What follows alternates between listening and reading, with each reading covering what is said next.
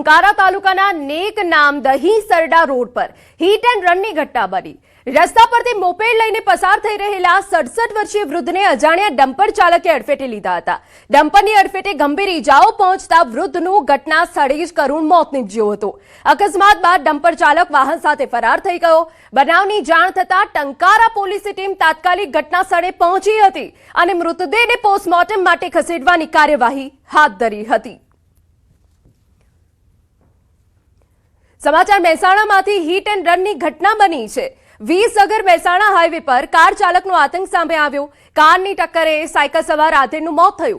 56 વર્ષીય દિનેશજી માનાજી ઠાકોરનું ઘટના સ્થળે જ મોત થયું છે। અકસ્માત બાદ કાર ચાલક ફરાર થઈ ગયો છે। અમે આપને જણાવી દઈએ કે અકસ્માત બાદ કાર ચાલક ફરાર થઈ ગયો। પોલીસે વધુ તપાસ હાથ ધરી છે, પરંતુ આ હિટ એન્ડ રનના કેસમાં સાયકલ સવાર આધેડનું મોત થયું છે। તો બે અલગ અલગ તસવીરો અમે આપને બતાવી રહ્યા છે કે જ્યાં કારની ટક્કરે સાયકલ સવાર આધેડનું મોત થઈ ગયું છે।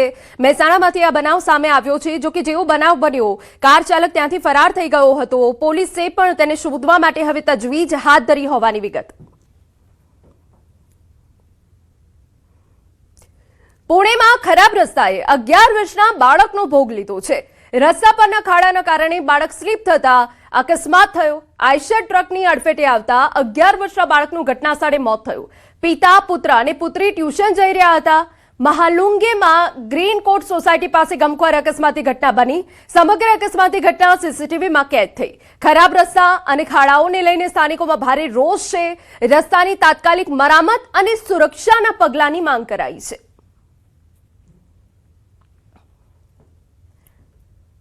સમાચાર વડોદરામાંથી બાઇક પર જોખમી સવારીના દ્રશ્યો સામે આવ્યા। વાસણા રોડ પર જોખમી સવારીનો વિડીયો વાયરલ થયો। એક બાઇક પર 4 સવારી સાથે સ્ટન્ટ। એક વૃદ્ધે બાઇક પર ઊભા સવારી કરી, જે દ્રશ્યોમાં જોઈ શકાય છે। બેસવાની જગ્યા ન હતી તો વૃદ્ધને બાઇક પર ઊભા રાખ્યા। તો વડોદરાથી આ દ્રશ્યો સામે આવ્યા છે કે જ્યાં એક જોખમી સવારી બાઇક પર સામે આવી। બાઇક ઉપર બેસવાની જગ્યા ન હોવાથી એક વૃદ્ધને ઊભા રાખવામાં આવ્યા। પરંતુ આ પ્રકારની જોખમી સવારી તમારા માટે પણ જોખમી છે, જેથી કરીને આવા જોખમી સ્ટન્ટ ન કરવા જોઈએ, સાવચેત રહેવું જોઈએ।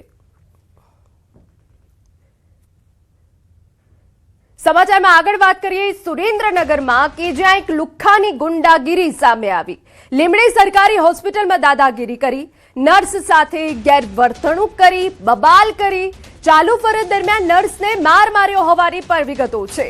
બોલાચાલી બાદ લાફા ઝીંક્યા। પોલીસે ભલ ગામડાના દિવ્યરાજસિંહ રાણાને ઝડપી પાડ્યો। આરોપીને હોસ્પિટલમાં લાવી જાહેરમાં માફી મંગાવાઈ।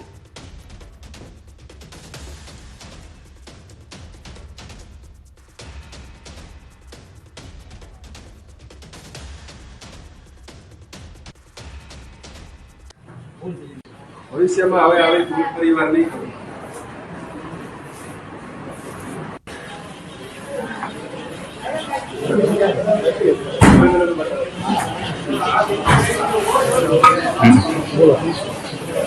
થોડાક દિવસ અગાઉ રાતે હું અહીંયા આવેલ હતો અને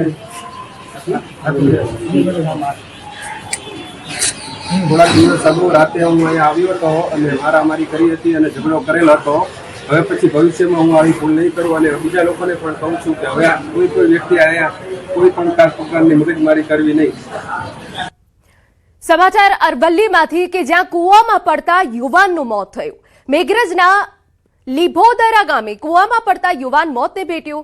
ઘર નજીક 22 વર્ષીય ડામોર બિપિન નામના યુવાનનું કૂવામાં પડતા મોત થયું। મોડાસા ફાયરની ટીમ ઘટનાસ્થળે પહોંચી કૂવામાંથી મૃતદેહ બહાર કાઢવામાં આવ્યો। સમગ્ર મામલે મેઘરજ પોલીસે તપાસ હાથ ધરી છે। તો આપને જે દ્રશ્યો બતાવી રહ્યા છે એ અરવલ્લીના છે કે જ્યાં કૂવામાં પડતા યુવાનનું મોત થયું છે।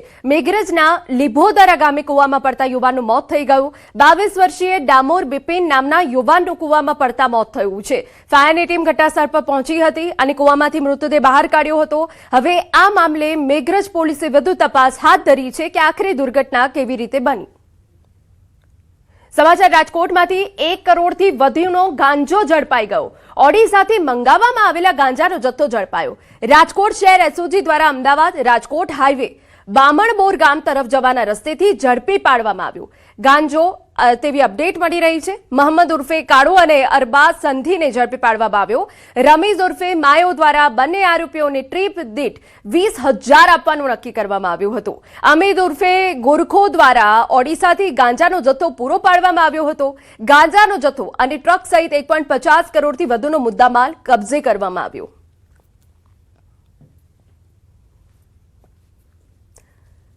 રાજ્યમાં 24 કલાકમાં 115 તાલુકામાં વરસાદ નોંધાયો છે. વલસાડના ધરમપુરમાં 1.5 ઇંચ વરસાદ પડ્યો, જ્યારે સુબીર, પારડી, ખેરગામ, ઉમરપાડામાં 1 ઇંચથી વધુનો વરસાદ પડ્યો. રાજ્યના 12 તાલુકામાં 0.5 ઇંચથી વધુનો વરસાદ ખાબક્યો છે. તો અમે આપને જણાવી દઈએ કે રાજ્યમાં હજુ પણ કેટલાક સ્થળે છૂટોછવાયો વરસાદ જોવા મળી રહ્યો છે. 24 કલાકમાં 115 તાલુકા એવા છે કે જ્યાં વરસાદ પડ્યો. સારો વરસાદ વલસાડના ધરમપુરમાં 1.5 ઇંચ પડ્યો છે. એ સિવાય ખેરગામ, ઉમરપાડામાં પણ 1 ઇંચથી વધુનો વરસાદ પડ્યો હતો. સમાચારમાં આગળ વાત કરીએ. સરદાર સરોવર નર્મદા ડેમની સપાટીમાં વધારો. ઉપરવાસમાંથી 10,200 ક્યુસેક પાણીની આવક. હાલ નર્મદા ડેમની સપાટી 135.21 મીટર પર પહોંચી. ડેમની મહત્તમ સપાટી 138.68 મીટર છે. ડેમની મહત્તમ સપાટીમાં માત્ર 3.47 મીટર બાકી. 24 કલાકમાં 12 સેન્ટીમીટરનો વધારો. નર્મદા ડેમ 88.80% ભરાયો.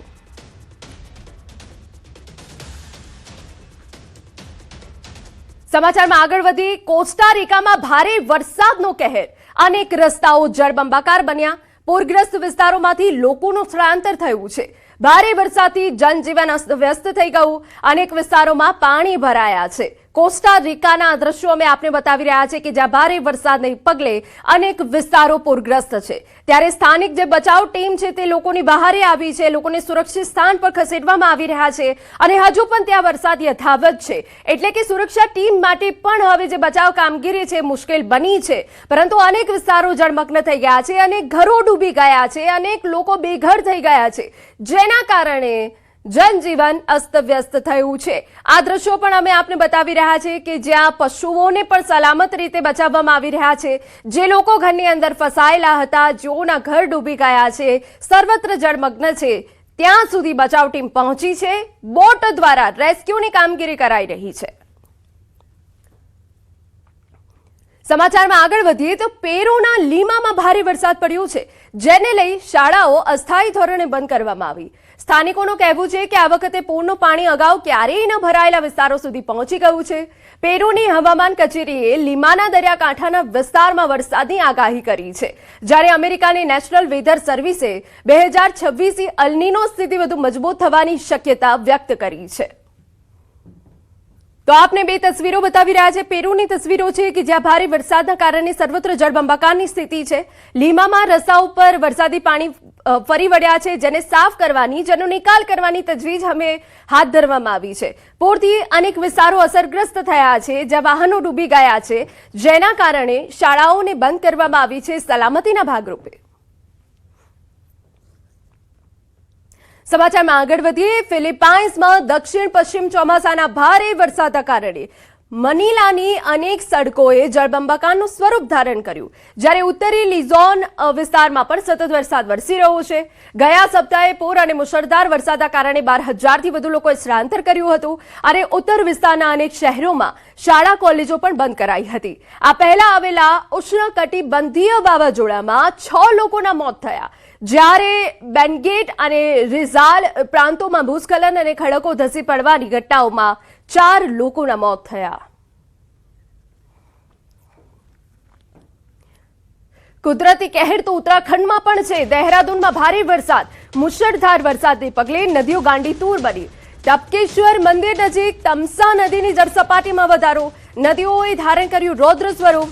સમરણા નદીનું પાણી ખૂંખાર રૂપમાં પ્રવેશી ચૂક્યું છે. સમરણા નદીનું અચાનક જળસ્તર વધતા જંગલમાં કેટલાક લોકો ફસાઈ ગયા હતા.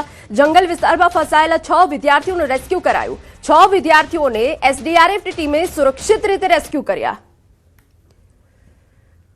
તો આ બે તસવીરો અમે આપને બતાવી રહ્યા છે। ઉત્તરાખંડમાં ભારે વરસાદને પગલે સ્થિતિ ગંભીર બની છે। સમરણા નદીએ ખૂંખાર સ્વરૂપ ધારણ કરી લીધું હતું, જેના કારણે પાણીનો પ્રચંડ પ્રવાહ જોવા મળ્યો। બીજી તસવીર અમે આપને બતાવી રહ્યા છે કે જ્યાં કેટલાક લોકો ફસાઈ ગયા હતા અને એ લોકોને બચાવવા માટે સ્થાનિક પોલીસની ટીમ અને બચાવ ટીમ ત્યાં પહોંચી હતી અને સહી સલામત રીતે સલામત સ્થળે તમામ લોકોને ખસેડવામાં આવ્યા હતા।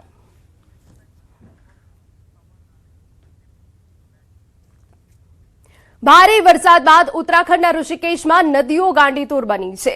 એક કાર નદી પાર કરતી વખતે તેજ પ્રવાહમાં ફસાઈ ગઈ। પાણીના ભારે પ્રવાહના કારણે ગાડી તણાઈને પલટી ગઈ હતી।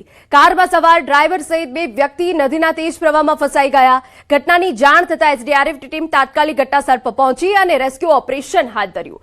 એસડીઆરએફના જવાનોની ટીમે ભારે જહેમત બાદ બંને વ્યક્તિઓને સુરક્ષિત બહાર કાઢ્યા, જેમાંથી એક વ્યક્તિ ગાડીમાં જ ફસાઈ ગયો, જેને પણ સુરક્ષિત રીતે બહાર કાઢી સારવાર માટે હોસ્પિટલ ખસેડવામાં આવ્યો।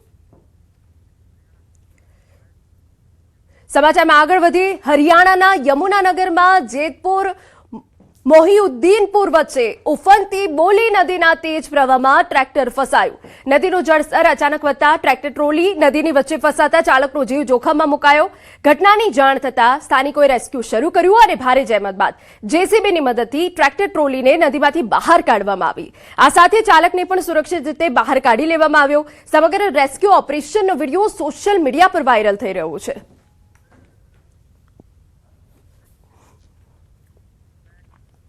સમાચાર મહારાષ્ટ્રમાંથી। પ્રેમ સંબંધો લોહિયાળ અંજામ। નાસિકમાં પ્રેમીનું ગળું કાપી હત્યા કરાઈ। લિવ ઇન પાર્ટનરે મિત્રની મદદથી હત્યા કરી હોવાનો આરોપ। હત્યાના 18 કલાક બાદ ઘરમાંથી મૃતદેહ બહાર કઢાયો। મધરાત્રે કારમાં મૃતદેહ લઈ જઈ કસારા ઘાટમાં ફેંક્યો। ક્રાઇમ બ્રાન્ચે કસારા ઘાટમાંથી મૃતદેહ કબજે કર્યો। હત્યા કેસમાં હસીના શેખ સહિત 3 શખ્સોની ધરપકડ કરાઈ છે। તો નાસિકમાં પ્રેમીનું ગળું કાપીને હત્યા કરાઈ હોવાની વિગતો અહીંયા મળી રહી છે। કારમાં મૃતદેહ લઈ જઈ કસારા ઘાટમાં ફેંક્યો। સમાચાર દિલ્હીમાંથી। બુરાડીમાં બિહારની સગીરાની હત્યા થઈ। સગીરાની હત્યા કરી લાશ સુટકેસમાં છુપાવી ફેંકી। મૃતદેહને સુટકેસમાં ફેંકનાર વ્યક્તિની ધરપકડ કરાઈ છે। બિહારથી થોડા દિવસ પહેલા દિલ્હીમાં યુવતી લવાઈ હતી। પોલીસે 3 શખ્સોની ધરપકડ કરી પૂછપરછ શરૂ। અવનીશ નામના યુવકે હત્યાની કબૂલાત કર્યાનો દાવો। હત્યા પાછળનું કારણ જાણવા બુરાડી પોલીસે તપાસ।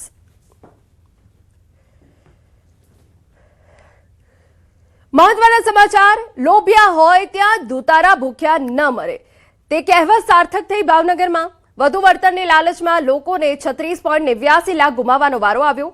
ભાવનગરના વર્તેજ પોલીસ મથકમાં નોંધાયેલા 20% વળતરની લોભામણી રોકાણ સ્કીમના ગુનામાં 7 આરોપીઓની ધરપકડ કરી છે। પોલીસે આરોપીઓ પાસેથી કુલ 36.89 લાખનો મુદ્દામાલ રિકવર કર્યો, જેમાં સોનાના દાગીના, કાર, બુલેટ, સ્કૂટર અને મોબાઈલ સહિતની વસ્તુઓનો સમાવેશ થાય છે। આ ઉપરાંત આરોપીઓ પાસેથી હિસાબના ચોપડા પણ કબજે કરવામાં આવ્યા। પોલીસના દાવા મુજબ આરોપીઓએ રોકાણકારો પાસેથી મેળવેલી રકમમાંથી ગેરકાયદેસર લાભ મેળવી મિલકત અને વાહનો ખરીદ્યા હતા।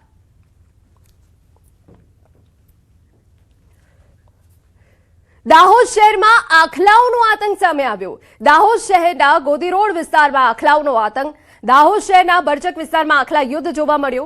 શહેરના બરચક વિસ્તારમાં આખલા યુદ્ધથી લોકો પરેશાન। આખલાઓના યુદ્ધને લઈ લોકોમાં નાસભાગ મચી। આખલાઓ યુદ્ધમાં લોકોના વાહનોને નુકસાન થયું। દાહોદ નગરપાલિકાની ઢોર પકડવાની કામગીરી સામે સવાલ ઉઠ્યા છે। દાહોદ નગરપાલિકાનું ઊંઘતું તંત્ર ક્યારે જાગશે તે એક સવાલ છે।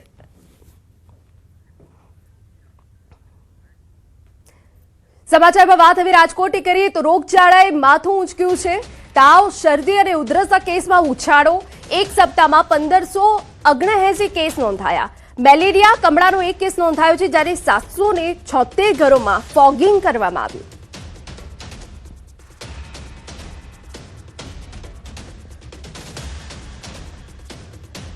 સમાચારમાં આગળ વધીએ।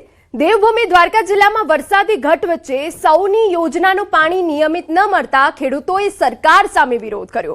ખંભાળિયા નજીક દ્વારકા ખંભાળિયા હાઈવે પર ખેડૂતો અને કોંગ્રેસ આગેવાનો એકઠા થયા। ખેડૂતોની માંગ છે કે દ્વારકા જિલ્લાને તાત્કાલિક દુષ્કાળગ્રસ્ત જાહેર કરવામાં આવે। વરસાદ ખેંચાતા મગફળી, અડદ અને તલ સહિતના પાક પર સંકટ ઊભું થયું। સૌની યોજના મારફતે પહોંચેલું નર્મદાનું પાણી માત્ર 2 દિવસમાં બંધ થતા ખેડૂતોમાં રોષ ફેલાયો।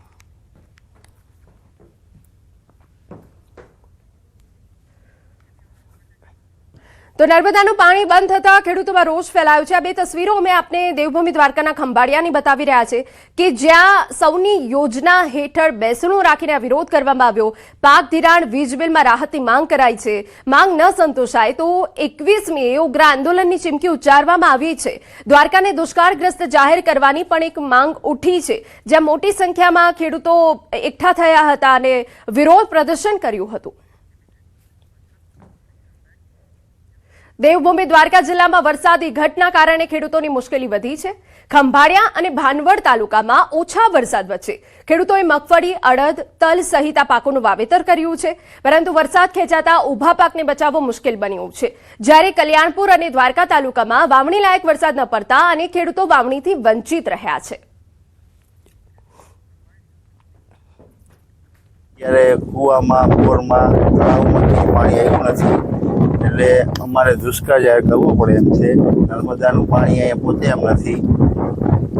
આ રીતે બધી પરિસ્થિતિ છે। અત્યારે ઢોરને પાણી પીવાની તકલીફ છે, ચરાની તકલીફ છે, બધી તકલીફો છે।